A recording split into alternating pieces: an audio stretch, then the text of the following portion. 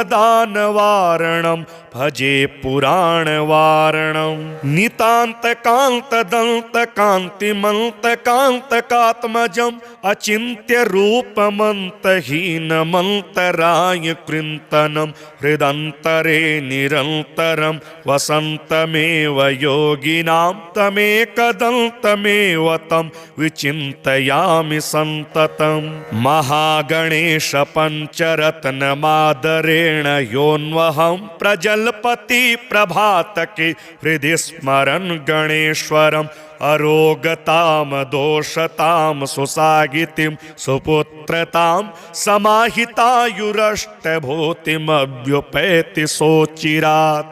मुदाकरात्तमोदकं सदा विमुक्तिसाधकं कलाधरावतंसकं विलासिलोकरञ्जकम् अनायकैकनायकं विनाशिते भदैत्यकं नताशुभाशुनाशकं नमामि तं विनायकम् न तेतरातिभीकरं नवोदितार्कभास्वरं न मत्सुरारिनिर्जरं न ताधिकापदुद्धरं सुरेश्वरं निधीश्वरं गजेश्वरं गणेश्वरं महेश्वरं तमाश्रये परात्परं निरन्तरं समस्तलोकशङ्करं निरस्तदैत्यकुञ्जरं दरेतरोदरं वरं वरे भवक्त्रमक्षरं कृपाकरं क्षमाकरं मुदाकरं यशस्करं मनस्करं नमस्कृतां नमस्करोमि भास्वरम् अकिञ्चनार्तिमार्जनं चिरन्तनोक्तिभाजनं पुरारिपूर्वनन्दनं सुरारिगर्वचर्वणं प्रपञ्चनाशभीषणं धनञ्जयादिभूषणं कपोलदानवारणं भजे पुराणवारणं नितान्तकान्तदन्तकान्तिमन्तकान्तकात्मजम् अचिन्त्यरूपमन्तहीनमन्तराय कृन्तनं हृदन्तरे निरन्तरं वसन्तमेव योगिनां तमेकदन्तमेव तं विचिन्तयामि सन्ततं महागणेश पञ्चरत्नमादरेण योऽन्वहं प्रजल्पति प्रभातके हृदि स्मरन् गणेश्वरम् अरोगतां दोषतां सुसागितिं सुपुत्रतां समाहितायुरष्टभूतिमभ्युपैति सोचिरात् मुदाकरात्तमोदकं सदा विमुक्तिसाधकं कलाधरावतंसकं विलासिलोकरञ्जकम् अनायकैकनायकं विनाशिते भदैत्यकं नताशुभाशुनाशकं नमामि तं विनायकम् न तेतरातिभीकरं नवोदितार्कभास्वरं न मत्सुरारिनिर्जरं न ताधिकापदुद्धरं सुरेश्वरं निधीश्वरं गजेश्वरं गणेश्वरं महेश्वरं तमाश्रये परात्परं निरन्तरं समस्तलोकशङ्करं निरस्तदैत्यकुञ्जरं दरेतरोदरं वरं वरे भवक्त्रमक्षरं कृपाकरं क्षमाकरं मुदाकरं यशस्करं मनस्करं नमस्कृतां नमस्करोमि भास्वरम् अकिञ्चनार्तिमार्जनं चिरन्तनोक्तिभाजनं पुरारिपूर्वनन्दनं सुरारिगर्वचर्वणं प्रपञ्चनाशभीषणं धनञ्जयादिभूषणं कपोलदानवारणं भजे पुराणवारणं नितान्तकान्तदन्तकान्तिमन्तकान्तकात्मजम् अचिन्त्यरूपमन्तहीनमन्तराय कृन्तनं हृदन्तरे निरन्तरं वसन्तमेव योगिनां तमेकदन्तमेव तं विचिन्तयामि सन्ततं महागणेश पञ्चरत्नमादरेण योऽन्वहं प्रजल्पति प्रभातके हृदि स्मरन् गणेश्वरम् अरोगतां दोषतां सुसागितिं सुपुत्रतां समाहितायुरष्टभूतिमभ्युपैति सोचिरात् मुदाकरात्तमोदकं सदा विमुक्तिसाधकं कलाधरावतंसकं विलासिलोकरञ्जकम् अनायकैकनायकं विनाशिते भदैत्यकं नताशुभाशुनाशकं नमामि तं विनायकम् न तेतरातिभीकरं नवोदितार्कभास्वरं न मत्सुरारिनिर्जरं न ताधिकापदुद्धरं सुरेश्वरं निधीश्वरं गजेश्वरं गणेश्वरं महेश्वरं तमाश्रये परात्परं निरन्तरं समस्तलोकशङ्करं निरस्तदैत्यकुञ्जरं दरेतरोदरं वरं वरे भवक्त्रमक्षरं कृपाकरं क्षमाकरं मुदाकरं यशस्करं मनस्करं नमस्कृतां नमस्करोमि भास्वरम् अकिञ्चनार्तिमार्जनं चिरन्तनोक्तिभाजनं पुरारिपूर्वनन्दनं सुरारिगर्वचर्वणं प्रपञ्चनाशभीषणं धनञ्जयादिभूषणं कपोलदानवारणं भजे पुराणवारणं नितान्तकान्तदन्तकान्तिमन्तकान्तकात्मजम् अचिन्त्यरूपमन्तहीनमन्तराय कृन्तनं हृदन्तरे निरन्तरं वसन्तमेव योगिनां तमेकदन्तमेव तं विचिन्तयामि सन्ततं महागणेश पञ्चरत्नमादरेण योऽन्वहं प्रजल्पति प्रभातके हृदि स्मरन् गणेश्वरम् अरोगतां दोषतां सुसागितिं सुपुत्रतां समाहितायुरष्टभूतिमभ्युपैति सोचिरात् मुदाकरात्तमोदकं सदा विमुक्तिसाधकं कलाधरावतंसकं विलासिलोकरञ्जकम् अनायकैकनायकं विनाशिते भदैत्यकं नताशुभाशुनाशकं नमामि तं विनायकम् न तेतरातिभीकरं नवोदितार्कभास्वरं न मत्सुरारिनिर्जरं न ताधिकापदुद्धरं सुरेश्वरं निधीश्वरं गजेश्वरं गणेश्वरं महेश्वरं तमाश्रये परात्परं निरन्तरं समस्तलोकशङ्करं निरस्तदैत्यकुञ्जरं दरेतरोदरं वरं वरे भवक्त्रमक्षरं कृपाकरं क्षमाकरं मुदाकरं यशस्करं मनस्करं नमस्कृतां नमस्करोमि भास्वरम् अकिञ्चनार्तिमार्जनं चिरन्तनोक्तिभाजनं पुरारिपूर्वनन्दनं सुरारिगर्वचर्वणं प्रपञ्चनाशभीषणं धनञ्जयादिभूषणं कपोलदानवारणं भजे पुराणवारणं नितान्तकान्तदन्तकान्तिमन्तकान्तकात्मजम् अचिन्त्यरूपमन्तहीनमन्तराय कृन्तनं हृदन्तरे निरन्तरं वसन्तमेव योगिनां तमेकदन्तमेव तं विचिन्तयामि सन्ततं महागणेश पञ्चरत्नमादरेण योऽन्वहं प्रजल्पति प्रभातके हृदि स्मरन् गणेश्वरम् अरोगताम दोषताम सुसागितिं सुपुत्रतां समाहितायुरष्टभूतिमभ्युपैति सोचिरात् मुदाकरात्तमोदकं सदा विमुक्तिसाधकं कलाधरावतंसकं विलासिलोकरञ्जकम् अनायकैकनायकं विनाशिते भदैत्यकं नताशुभाशुनाशकं नमामि तं विनायकम् न तेतरातिभीकरं नवोदितार्कभास्वरं न मत्सुरारिनिर्जरं न ताधिकापदुद्धरं सुरेश्वरं निधीश्वरं गजेश्वरं गणेश्वरं महेश्वरं तमाश्रये परात्परं निरन्तरं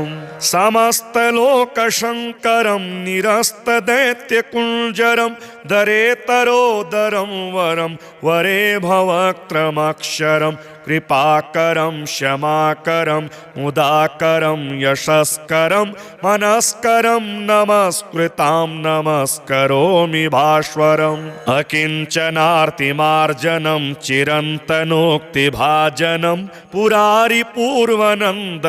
सुरारिगर्वचर्वणं प्रपञ्चनाशभीषणं धनञ्जयादिभूषणं कपोलदानवारणं भजे पुराणवारणं नितान्तकान्तदन्तकान्तिमन्तकान्तकात्मजम् अचिन्त्यरूपमन्तहीनमन्तराय कृन्तनं हृदन्तरे निरन्तरं वसन्तमेव योगिनां तमेकदन्तमेव तं विचिन्तयामि सन्ततम् महागणेश पञ्चरत्नमादरेण योऽन्वहं प्रजल्पति प्रभातके हृदि स्मरन् गणेश्वरम् अरोगताम दोषताम सुसागितिं सुपुत्रतां समाहितायुरष्टभूतिमभ्युपैति सोचिरात् मुदाकरात्तमोदकं सदा विमुक्तिसाधकं कलाधरावतंसकं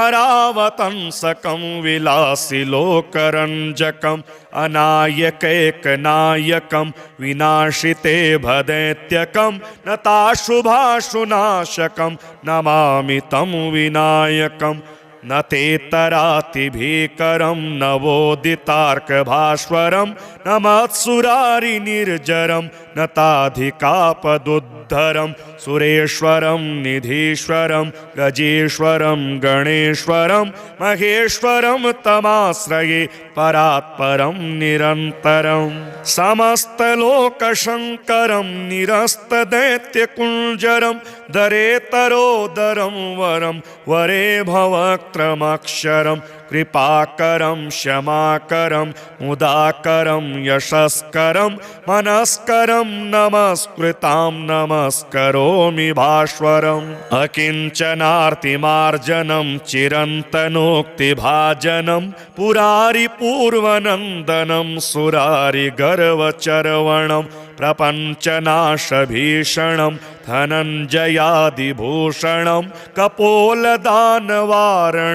भजे पुराणवारणं नितान्तकान्तदन्तकान्तिमन्तकान्तकात्मजम् अचिन्त्यरूपमन्तहीनमन्तराय कृन्तनं हृदन्तरे निरन्तरं वसन्तमेव योगिनां तमेकदन्तमेव तं विचिन्तयामि सन्ततम् महागणेश पञ्चरत्नमादरेण योऽन्वहं प्रजल्पति प्रभातके हृदि स्मरन् गणेश्वरम् अरोगताम दोषताम सुसागितिं सुपुत्रतां समाहितायुरष्टभूतिमभ्युपैति सोचिरात् मुदाकरात्तमोदकं सदा विमुक्तिसाधकं कलाधरावतंसकं विलासिलोकरञ्जकम् अनायकैकनायकं विनाशिते भदैत्यकं नताशुभाशुनाशकं नमामि तं विनायकम् न तेतरातिभीकरं नवोदितार्कभास्वरं न मत्सुरारिनिर्जरं न ताधिकापदुद्धरं सुरेश्वरं निधीश्वरं गजेश्वरं गणेश्वरं महेश्वरं तमाश्रये परात्परं निरन्तरं समस्तलोकशङ्करं निरस्तदैत्यकुञ्जरं दरेतरोदरं वरं वरे भवक्त्रमक्षरं कृपाकरं क्षमाकरं मुदाकरं यशस्करं मनस्करं नमस्कृतां नमस्करोमि भास्वरम् अकिञ्चनार्तिमार्जनं चिरन्तनोक्तिभाजनं पुरारिपूर्वनन्दनं सुरारिगर्वचर्वणं प्रपञ्चनाशभीषणं धनञ्जयादिभूषणं कपोलदानवारणं भजे पुराणवारणं नितान्तकान्तदन्तकान्तिमन्तकान्तकात्मजम् अचिन्त्यरूपमन्तहीनमन्तराय कृन्तनं हृदन्तरे निरन्तरं वसन्तमेव योगिनां तमेकदन्तमेव तं विचिन्तयामि सन्ततं महागणेश पञ्चरत्नमादरेण योऽन्वहं प्रजल्पति प्रभातके हृदि स्मरन् गणेश्वरम् अरोगताम दोषताम सुसागितिं सुपुत्रतां समाहितायुरष्टभूतिमभ्युपैति सोचिरात् मुदाकरात्तमोदकं सदा विमुक्तिसाधकं कलाधरावतंसकं विलासिलोकरञ्जकम् अनायकैकनायकं विनाशिते भदैत्यकं नताशुभाशुनाशकं नमामि तं विनायकम् न तेतरातिभीकरं नवोदितार्कभास्वरं न मत्सुरारिनिर्जरं न ताधिकापदुद्धरं सुरेश्वरं निधीश्वरं गजेश्वरं गणेश्वरं महेश्वरं तमाश्रये परात्परं निरन्तरं समस्तलोकशङ्करं निरस्तदैत्यकुञ्जरं दरेतरोदरं वरं वरे भवक्त्रमक्षरं कृपाकरं क्षमाकरं मुदाकरं यशस्करं मनस्करं नमस्कृतां नमस्करोमि भास्वरम् अकिञ्चनार्तिमार्जनं चिरन्तनोक्तिभाजनं पुरारिपूर्वनन्दनं सुरारिगर्वचर्वणं प्रपञ्चनाशभीषणं धनञ्जयादिभूषणं कपोलदानवारणं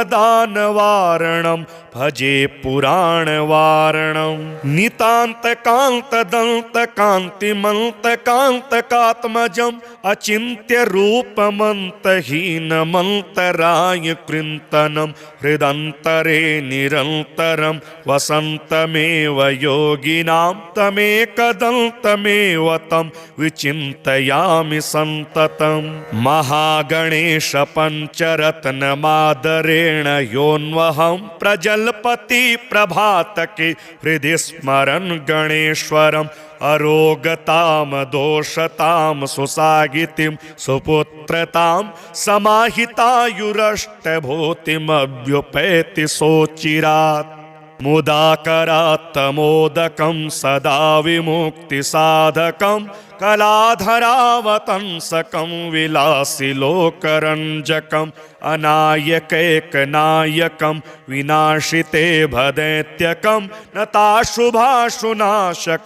नमामि तं विनायकम् न तेतरातिभीकरं नवोदितार्कभास्वरं न मत्सुरारिनिर्जरं न ताधिकापदुद्धरं सुरेश्वरं निधीश्वरं गजेश्वरं गणेश्वरं महेश्वरं तमाश्रये परात्परं निरन्तरं समस्तलोकशङ्करं निरस्तदैत्यकुञ्जरं दरेतरोदरं वरं वरे भवक्त्रमक्षरं भवक्त्रमक्षरं कृपाकरं क्षमाकरं मुदाकरं यशस्करं मनस्करं नमस्कृतां नमस्करोमि भास्वरम् अकिञ्चनार्तिमार्जनं चिरन्तनोक्तिभाजनं पुरारिपूर्वनन्दनं सुरारिगर्वचर्वणं प्रपञ्चनाशभीषणं धनञ्जयादिभूषणं कपोलदानवारणं भजे पुराणवारणं नितान्तकान्तदन्तकान्तिमन्तकान्तकात्मजम् अचिन्त्यरूपमन्तहीनमन्तराय कृन्तनं हृदन्तरे निरन्तरं वसन्तमेव योगिनां तमेकदन्तमेव तं विचिन्तयामि सन्ततं महागणेश पञ्चरत्नमादरेण योऽन्वहं प्रजल्पति प्रभातके हृदि स्मरन् गणेश्वरम् अरोगताम दोषताम सुसागितिं सुपुत्रतां समाहितायुरष्टभूतिमभ्युपैति सोचिरात् मुदाकरात्तमोदकं सदा विमुक्तिसाधकं कलाधरावतंसकं विलासिलोकरञ्जकम् अनायकैकनायकं विनाशिते भदैत्यकं नताशुभाशुनाशकं नमामि तं विनायकम् न तेतरातिभीकरं नवोदितार्कभास्वरं न मत्सुरारिनिर्जरं न ताधिकापदुद्धरं सुरेश्वरं निधीश्वरं गजेश्वरं गणेश्वरं महेश्वरं तमाश्रये परात्परं निरन्तरं समस्तलोकशङ्करं निरस्तदैत्यकुञ्जरं दरेतरोदरं वरं वरे भवक्त्रमक्षरं कृपाकरं क्षमाकरं मुदाकरं यशस्करं मनस्करं नमस्कृतां नमस्करोमि भास्वरम् अकिञ्चनार्तिमार्जनं चिरन्तनोक्तिभाजनं पुरारिपूर्वनन्दनं सुरारिगर्वचर्वणं प्रपञ्चनाशभीषणं धनञ्जयादिभूषणं कपोलदानवारणं भजे पुराणवारणं नितान्तकान्तदन्तकान्तिमन्तकान्तकात्मजम् अचिन्त्यरूपमन्तहीनमन्तराय कृन्तनं हृदन्तरे निरन्तरं वसन्तमेव योगिनां तमेकदन्तमेव तं विचिन्तयामि सन्ततं महागणेश पञ्चरत्नमादरेण योऽन्वहं प्रजल्पति प्रभातके हृदि स्मरन् गणेश्वरम् अरोगताम दोषताम सुसागितिं सुपुत्रतां समाहितायुरष्टभूतिमभ्युपैति सोचिरात् मुदाकरात्तमोदकं सदा विमुक्तिसाधकं कलाधरावतंसकं विलासिलोकरञ्जकम् अनायकैकनायकं विनाशिते भदैत्यकं नताशुभाशुनाशकं नमामि तं विनायकम् न तेतरातिभीकरं नवोदितार्कभास्वरं न मत्सुरारिनिर्जरं न ताधिकापदुद्धरं सुरेश्वरं निधीश्वरं गजेश्वरं गणेश्वरं महेश्वरं तमाश्रये परात्परं निरन्तरं समस्तलोकशङ्करं निरस्तदैत्यकुञ्जरं दरेतरोदरं वरं वरे भवक्त्रमक्षरं कृपाकरं क्षमाकरं मुदाकरं यशस्करं मनस्करं नमस्कृतां नमस्करोमि भास्वरम् अकिञ्चनार्तिमार्जनं चिरन्तनोक्तिभाजनं पुरारिपूर्वनन्दनं सुरारिगर्वचर्वणं प्रपञ्चनाशभीषणं धनञ्जयादिभूषणं कपोलदानवारणं भजे पुराणवारणं नितान्तकान्तदन्तकान्तिमन्तकान्तकात्मजम् अचिन्त्यरूपमन्तहीनमन्तराय कृन्तनं हृदन्तरे निरन्तरं वसन्तमेव योगिनां तमेकदन्तमेव तं विचिन्तयामि सन्ततं। महागणेश पञ्चरत्नमादरेण योऽन्वहं प्रजल्पति प्रभातके हृदि स्मरन् गणेश्वरम् अरोगताम दोषताम सुसागितिं सुपुत्रतां समाहितायुरष्टभूतिमभ्युपैति सोचिरात्।